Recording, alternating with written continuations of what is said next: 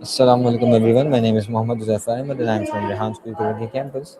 Today, the topic of my discussion with ChatGPT is how to stay motivated during tough times. So let's start. Hey ChatGPT, today the topic of discussion with you is how to stay motivated during tough times. That's a really important topic, and I'm glad you brought it up. Tough times can really sap your energy, but there are some strategies that can help. Is there a specific kind of tough time you're going through, or just a general feeling of burnout or discouragement? No, I'm not going through any tough times, but I want to discuss it with you for the people who are. And firstly, I want you to tell me what does it mean to stay motivated during tough times? Is it about staying positive or is there more to it? Yeah, that's a great question. Staying motivated during tough times isn't just about forcing yourself to be positive or ignoring the difficulty. It's more about having a sense of purpose or a direction, even when things are uncertain. It can be about breaking big challenges into smaller steps, staying connected to people you trust, and being kind to yourself when progress is slow. So it's a balance of realism and persistence. Why does motivation collapse so quickly when things get hard? What's actually happening psychologically talking? Yeah, that's a really interesting point. So, psychologically, when things get tough, we often hit a kind of stress response. Our brain perceives that effort is demanding a lot, and dopamine, the chemical that fuels motivation, drops. At the same time, we can feel overwhelmed by uncertainty or fear of failure. So, it's like a loop. Stress reduces motivation, and reduced motivation increases stress. That's why it can spiral so quickly. Okay, what's the difference between motivation that depends on how you feel and motivation that works regardless of the feelings? Are they both able to be called motivation? Ooh, that's a great distinction. So, the motivation that depends on feelings is often called intrinsic, your emotional motivation. It's tied to your mood, your energy, and that sense of excitement. The other kind, often called discipline or habit based motivation, keeps you going even when you don't feel like it. And yes, they're both real forms of motivation, but that steady discipline kind is often what carries people through when the emotions dip. All right. What does psychology say about how adversity affects drive, focus, and that will to keep going? Yeah, so psychology actually points out some really interesting effects. Adversity can trigger something called grit, which is that perseverance and passion for long term goals.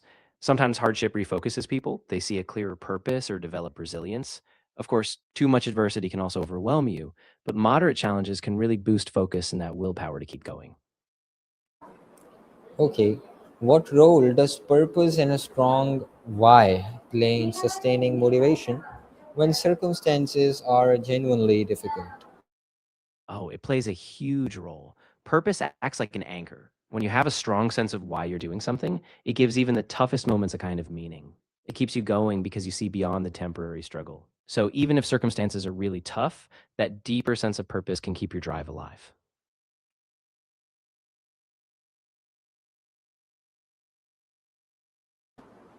Okay, how do you avoid the trap of toxic positivity when someone tells you to just stay positive during real hardship? Yeah, that's really important to recognize. Toxic positivity is when you deny or suppress real emotions just to stay positive. So the key is balance. Acknowledge the pain, validate it, and give yourself space to feel. But then also remind yourself of the purpose or take small, realistic steps forward. That way, you're not ignoring the hard stuff, but you still keep moving. What's the connection between small wins and maintaining motivation during a long, difficult period? Like, what's the key? Yeah, so the key is that small wins build momentum. When you break a big challenge into tiny, achievable steps, you get these constant reminders of progress. Each small success sparks a sense of pride, which boosts your confidence and your energy. Over time, these small wins create a kind of snowball effect, keeping you motivated even when the big goal still feels far away. Now, tell me, how do your environment and the people around you either fuel or drain your motivation in tough times, and how to overcome if it's impacting you in a bad way? Yeah, environment and the people around you have a huge influence. If you're surrounded by negativity or if your space is cluttered or unstimulating, it saps your energy. On the flip side, positive, supportive people and an intentional environment can really lift you up. If it's draining you, try setting boundaries. Take breaks, seek out uplifting communities, or rearrange your physical space to be a bit more energizing. It's all about creating conditions that support you, not drain you. All right. How do the most resilient people in history, I'm talking about survivors, athletes, and leaders, describe what kept them going when everything fell apart? Yeah, that's really powerful. Many resilient figures talk about this inner core of belief. Sometimes it's a vision of something bigger than themselves, a promise they made, or even just a deep trust in their own ability to cope. They often say it wasn't just one thing, it was a combination of small daily choices, staying connected to their values, and sometimes just refusing to give up, even when it made no logical sense. Okay, what's the difference between pushing through tough times with motivation and knowing when to pause and recharge? Yeah, that's such a key balance. So pushing through is really about that short-term drive. You're tapping into your grit, your discipline, and you're staying focused on the goal. But knowing when to pause is just as important. It's about listening to your body and your mind. If you're burning out, that pause isn't giving up, it's actually an act of self-preservation. So you rest, you recharge, and then you come back with more sustainable energy. Both are necessary, just at different times. Now, lastly, what's one thing someone can do today to reignite their motivation when they're in the middle of a genuinely hard season or any kind of hardship?